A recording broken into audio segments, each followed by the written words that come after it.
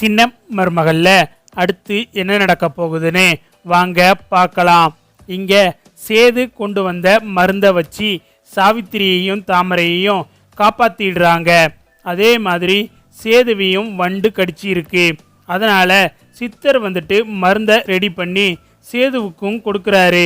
அப்பந்தான் சித்தர் வந்துட்டு தமிழை பார்த்துட்டு இந்த பொண்ணுக்கு என்ன ஆச்சுன்னு கேட்கவும், இந்த பொண்ணுக்கு பின்தலையில் அடிபட்டு இருக்கு, எப்படி அடிபட்டுச்சின்னு தெரியல, நாங்கள் ட்ரீட்மெண்ட் கொடுத்துக்கிட்டு இருக்கோம், ஆனால் நல்ல வேளை இந்த பொண்ணுக்கு வண்டு கடிக்கலை அப்படின்னு சொல்லிட்டு டாக்டர் சொல்லவும், உடனே சித்தர் வந்துட்டு இவங்க 2 பேரையும் பார்த்தாதான் மருந்தை எடுத்துட்டு வந்தவங்க மாதிரி இருக்கு, ஒன்றை பார்த்தா மருந்தை எடுத்துட்டு வந்த மாதிரி இல்லையே தம்பி அப்படின்னு சொல்லிட்டு போஸ் கிட்ட அந்த சித்தர் கேட்கவும், போஸ் அப்படியே அதிர்ச்சி ஆகுறாரு.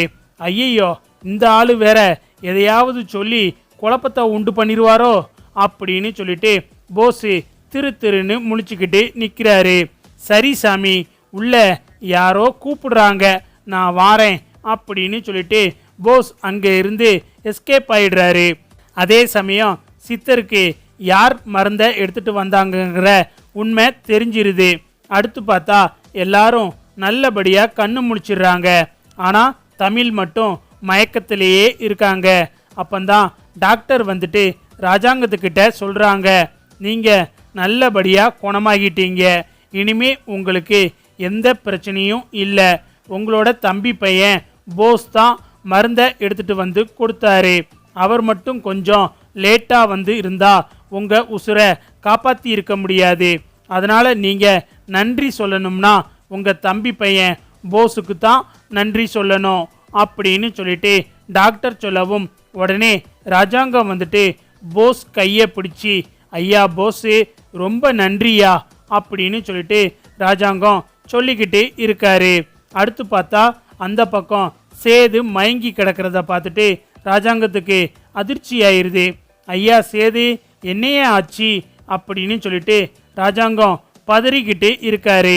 அப்பந்தான் டாக்டர் வந்துட்டு உங்கள் பையனும் காட்டுக்குள்ளே இருந்து மருந்தை எடுத்துகிட்டு வந்தார், ஆனால் அவரை வண்டு கடிச்சிருச்சு, அதனால் அவருக்கு மருந்து கொடுத்துருக்காங்க, வண்டு கடிச்சதுனால மயக்கத்தில் இருக்காரு, கொஞ்ச நேரம் கழித்து உங்கள் பையன் சேது கண்ணு முழிச்சிருவாரு சார் அப்படின்னு சொல்லிட்டு டாக்டர் ராஜாங்கத்துக்கிட்ட சொல்லிக்கிட்டு இருக்காங்க. அடுத்து பார்த்தா டாக்டர் வந்துட்டு தமிழை செக் பண்ணி பார்க்குறாங்க. அப்பந்தான் வந்துட்டு வயிற்றில் இருக்கிற குழந்தைக்கு எந்த பிரச்சனையும் இல்லையே அப்படின்னு சொல்லிட்டு கேட்குறாங்க. குழந்தைக்கு எந்த பிரச்சனையும் இல்லை, ஆனால் இவங்களுக்கு தான் தலையில் அடிபட்டு இருக்கு, மருந்து போட்டால் சரியாயிடும் அப்படின்னு சொல்லிட்டு தமிழுக்கு அடிப்பட்ட இடத்துல எல்லாம் மருந்து போட்டு விடுறாங்க. அடுத்து கொஞ்ச நேரம் கழித்து தமிழ் கண்ணு முழிச்சிடுறாங்க. தமிழ் கண் முழிச்ச பிறகு சேதுவை எங்கன்னு பார்க்குறாங்க. சேதுவை பார்த்தா பெட்டில் மயங்கி கிடக்காரு. உடனே தமிழ் வந்துட்டு, என்னங்க என்னாச்சு உங்களுக்கு அப்படின்னு சொல்லிட்டு தமிழ் பதட்டமாகி கேட்குறாங்க.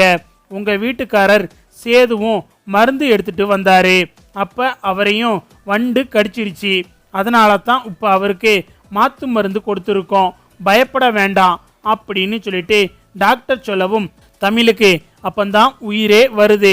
எனக்கு என்ன ஆச்சுன்னே தெரியல, திடீர்னு யாரோ பின்னாடி இருந்து என் தலையில் அடித்த மாதிரி இருந்தது, அப்படியே நான் மயங்கி கீழே விழுந்துட்டேன் அப்படின்னு சொல்லிட்டு தமிழ் சொல்லவும், உடனே அப்பத்தா வந்துட்டு, எம்மா தமிழ்ச்செல்வி, உனக்கு ஒன்றும் இல்லைல்ல, இப்போ நல்லா இருக்கேல்ல அப்படின்னு சொல்லிட்டு அப்பத்தா கேட்கவும், எனக்கு ஒன்றும் இல்லை அம்மாச்சி, நான் நல்லா தான் இருக்கேன் அப்படின்னு சொல்லிட்டு தமிழ் சொல்லவும், ரொம்ப சந்தோஷம் தமிழ், இந்த போஸ் தான் மருந்தை எடுத்துகிட்டு வந்து கொடுத்து ராஜாங்கம் உசுரை காப்பாத்துனா, போஸ் மட்டும் சரியான நேரத்துக்கு வரலனா அவ்வளவுதான், இந்நேரம் என்ன நடந்திருக்கும்னே தெரியாது தமிழ் அப்படின்னு சொல்லிட்டு அப்பத்தா சொல்லவும், அதை கேட்டு தமிழ் அதிர்ச்சி ஆகுறாங்க. என்னது, போஸ் மருந்து எடுத்துட்டு வந்தானா அப்படின்னு சொல்லிட்டு தமிழ் அதிர்ச்சி ஆகுறாங்க. அப்போ போஸ் தான் நம்ம தலையில் அடித்து மருந்து எடுத்துட்டு வந்து கொடுத்துருக்கான் அப்படின்னு சொல்லிட்டு தமிழ் யோசிச்சுக்கிட்டு இருக்காங்க. அடுத்து பார்த்தா எல்லாரும் அங்கே இருந்து கிளம்பி வந்துடுறாங்க.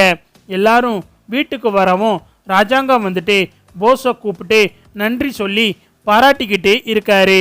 ஐயா போஸு, நீ இங்கேயே இரு, எங்கேயும் போக வேண்டாம். நீ செஞ்ச இந்த உதவியை நான் எப்போவுமே மறக்க மாட்டேன் அப்படின்னு சொல்லிட்டு ராஜாங்கம் சொல்லவும் இங்கே ஈஸ்வரிக்கு சந்தோஷம் தாங்க முடியல. அப்பாடி, நம்ம புள்ள மறுபடியும் இந்த வீட்டுக்குள்ளே வந்துட்டான்.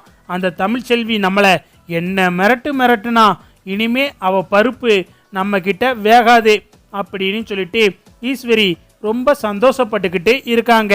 இந்த பக்கம் எல்லாரும் வந்துட்டு சரியா போசி, இனிமே நீ எங்கேயும் போக வேண்டாம், இங்கேயே இருன்னு சொல்லிடுறாங்க. இதை கேட்டுட்டு போஸுக்கு திமிரு ஏறிடுது. இந்த பக்கம் தமிழ் பார்த்தா ரொம்ப சோர்வா உட்கார்ந்துருக்காங்க. அப்பந்தான் சேது வந்துட்டு, தமிழ் உனக்கு என்ன ஆச்சு? நீ எப்படி அடிபட்டு கீழே விழுந்த? உன் கையில் என்ன காயம் அப்படின்னு சொல்லிட்டு சேது கேட்கவும், இல்லைங்க, என் தலையில் யாரோ அடிச்சிட்டாங்க, அதனால தான் நான் மயங்கி விழுந்துட்டேன். நான் மருந்தை எடுத்துட்டு வரும்போது உங்ககிட்ட மருந்தை எடுத்த விஷயத்த சொல்லணும்னு சொல்லிட்டு சத்தம் கொடுத்துக்கிட்டே வந்தேன். அப்பந்தான் பார்த்தா திடீர்னு யாரோ என் தலையில் அடிச்சுட்டு என்கிட்ட இருந்த மருந்தையும் எடுத்துட்டு போயிட்டாங்க அப்படின்னு சொல்லிட்டு தமிழ் சொல்லவும் இங்கே சேது வந்துட்டு அதிர்ச்சியாகிறாரு. நான் அப்பவே நினைச்சேன் போஸ் தான் மருந்தை எடுத்துட்டு வந்தான் அப்படின்னு சொல்லிட்டு அப்பத்தான் சொல்லும் போதே நினைச்சேன். அவன் உடம்புல எந்த விதமான காயமோ சேரோ சகதியோன்னு சொல்லிட்டு எதுவுமே இல்லை, ரொம்ப நல்லா இருந்தான். நம்ம 2 பேரும் அந்த மருந்தை எடுக்கிறதுக்கு என்ன பாடுபட்டோம், ஆனால் அவன் மட்டும் நல்லா இருக்கான் தமிழே அப்படின்னு சொல்லிட்டு, சரி வா தமிழே, நம்ம இப்போவே போய் அப்பா கிட்ட அந்த போஸ் பண்ணின திருட்டுத்தனத்தை சொல்லுவோம் அப்படின்னு சொல்லிட்டு தமிழை சேது கூப்பிடுறாரு. இல்லைங்க, வேண்டாம், விடுங்க, நமக்கு மாமா எப்படியாவது உயிர் பிழைக்கணும், அதுதான் என்னோட எண்ணம். அதனால் யார் மருந்து கொடுத்தா என்னங்க, விட்டுருங்க அப்படின்னு சொல்லிட்டு தமிழ் சொல்லவும் இங்கே சேது வந்துட்டு தமிழை நினச்சி மனசுக்குள்ள சங்கடப்பட்டுக்கிட்டு இருக்காரு. அடுத்து பார்த்தா ஈஸ்வரி வந்துட்டு, ஐயா போஸு, என் உசுரை காப்பாற்றிட்ட, என் உசுறு மட்டும் இல்லாமல் அந்த ராஜாங்க உசுரையும் காப்பாற்றி மறுபடியும் இந்த வீட்டுக்குள்ளே வந்துட்ட. இனி அந்த தமிழ்ச்செல்வியால் நம்மளை எதுவுமே பண்ண முடியாது. ஏன்னா நீ ராஜாங்க மாமா அனுமதியோட இந்த வீட்டுக்குள்ளே வந்திருக்க. அதனால் இனி அவளால் நம்மளை எதுவுமே பண்ண முடியாது போஸு. ஆனால் நீ எப்படியோ மருந்தை எடுத்துகிட்டு வந்து கொடுத்துட்ட, உனக்கு ஒன்றும் ஆகலைல்ல அப்படின்னு சொல்லிட்டு ரொம்ப பெருமையாக ஈஸ்வரி போஸ்கிட்ட கேட்கவும், எம்மா, நான் எங்கம்மா மருந்தை எடுத்துகிட்டு வந்தேன், அந்த தமிழ்ச்செல்வி தான் ரொம்ப கஷ்டப்பட்டு அந்த மருந்தை எடுத்துகிட்டு நடந்து வந்துக்கிட்டு இருந்தா. நான் மருந்தை எடுத்துட்டேன் அப்படின்னு சேதுக்கிட்ட கத்தி சொல்லிக்கிட்டு இருந்தா. அவ கத்துனது சேது காதுக்கு கேட்டதோ இல்லையோ, என் காதுக்கு கேட்டுடுச்சு. உடனே நான் தான் பின்னாடி இருந்து அவ தலையில அடிச்சு அந்த மருந்தை எடுத்துட்டு வந்துட்டேன் அப்படின்னு சொல்லிட்டு போஸ் சொல்லவும் இங்கே ஈஸ்வரிக்கு அதிர்ச்சி ஆயிருது. என்னடா போஸு, இப்படி பண்ணியிருக்க, இது யாருக்காவது தெரிஞ்சா என்னடா ஆகும் அப்படின்னு சொல்லிட்டு ஈஸ்வரி பதறவும், எம்மா, அப்படியெல்லாம் யாருக்கும் தெரியாது, ஏன் நான் தான் அடித்தேன் அப்படின்னு சொல்லிட்டு அந்த தமிழுக்கே தெரியாதுமா. இனி அவளால் என்னம்மா பண்ண முடியும், எதா இருந்தாலும் பார்த்துக்கிடுவோம்மா அப்படின்னு சொல்லிட்டு போஸ் ஈஸ்வரி கிட்ட சொல்லிக்கிட்டு இருக்காரு. அப்பந்தான் பார்த்தா தமிழ் போஸை பார்க்க வராங்க. என்ன போஸு, நீ பண்ணின திருட்டு வேலை யாருக்கும் தெரியாதுன்னு நினச்சிக்கிட்டு இருக்கியா? நான் இதை ராஜாங்க மாமா கிட்ட சொன்னேன்னா அடுத்து என்ன நடக்கும்னு தெரியும்ல அப்படின்னு சொல்லிட்டு தமிழ் கேட்கவும் உடனே ஈஸ்வரி வந்துட்டு, உன்னால் இனிமே எதுவுமே பண்ண முடியாது, மாமாவே இனிமே போஸ் இங்கே தான் இருக்கணும்னு சொல்லிட்டாரு, நீ போய் சொன்னா கூட நீ சொல்கிறத யாரும் நம்ப மாட்டாங்க அப்படின்னு சொல்லிட்டு ஈஸ்வரி சொல்லவும் தமிழை பார்த்தா எதுவுமே சொல்லாமல் அங்கேருந்து போயிடுறாங்க. அடுத்து பார்த்தா நைட் நேரம், எல்லாரும் படுத்துருக்காங்க. அப்பந்தான் பார்த்தா தமிழ் கையில் இருக்கிற காயத்துக்கு சேது மருந்து போட்டு விட்டுக்கிட்டு இருக்காரு. இதை பார்த்துட்டு சேதுவை நினச்சி அப்பத்தா ரொம்ப சந்தோஷப்பட்டுக்கிட்டு இருக்காங்க. இந்த பக்கம் பார்த்தா ராஜாங்கம் தூங்கிக்கிட்டு இருக்காரு. அப்பந்தான் பார்த்தா திடீர்னு ராஜாங்கத்தோட கனவுல அவங்க மனைவி மீனாட்சி வராங்க. ஏங்க அப்படின்னு சொல்லிட்டு மீனாட்சி ராஜாங்கம் கனவுல வந்து பேசுறாங்க. என்னங்க, நீங்க வண்டு கடிச்சு உயிருக்கு போராடிக்கிட்டு இருந்தீங்கல்ல, அப்ப உங்க உசுரை காப்பாத்தினது போஸ் கிடையாது, நம்ம மருமக தமிழ்ச்செல்வி தான்.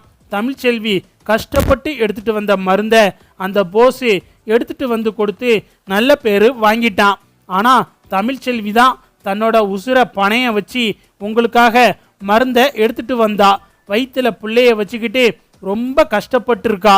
ஆனா நீங்க என்னடானா தமிழ்ச்செல்வியை விட்டுட்டு அந்த போஸை பாராட்டிக்கிட்டு இருக்கீங்க அப்படின்னு சொல்லிட்டு சேதுவோட அம்மா மீனாட்சி வந்துட்டு ராஜாங்கத்தோட கனவுல சொல்லவும் ராஜாங்கம் எந்திரிச்சு உட்கார்ந்துறாரு.